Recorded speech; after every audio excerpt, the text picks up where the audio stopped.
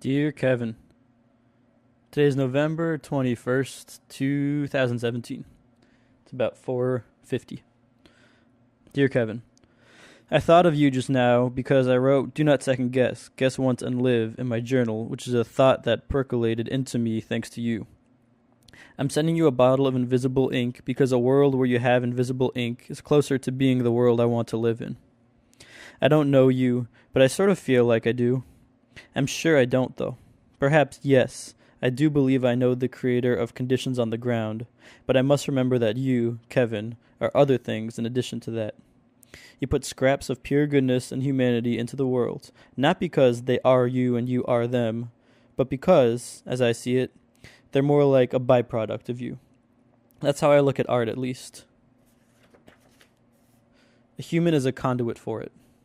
This isn't to say that art is without effort and planning, but that a separation of those identities, art creator and person, feels crucial, for me at least, to not losing it when the byproduct presents challenges.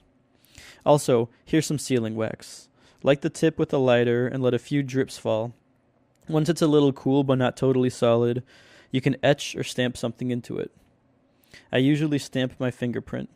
That looks cool, but I also realized it will make me easier to catch if I ever commit a crime. I'm including a self-addressed envelope in case you ever get a hankering to write a letter. No pressure to do so, though. Seriously, I want to add zero burdens to your life. I might very occasionally write you a letter because I write very many letters, but that's just on me. Okay, no stress, you hear? Today I called my mom a few separate times for practical reasons. Once she told me about a father and a daughter from Sacramento. The daughter's about to join a cloistered, 100% secluded, order of nuns. She will get very good at praying. I used to pray, and I miss the feeling that came with believing that I was being listened to. I suppose I still can pray. Whoa, the heat turned off. And now it's a lot quieter. And now I'm like, can my roommates hear me? But I don't think so. I suppose I still can pray. But if it's all in my head instead of shared on a direct line with a 100% loving creator, as I used to believe, what is the point? Let me try to answer myself here. First, the point of life seems to be identifying and discerning the point of any given actions.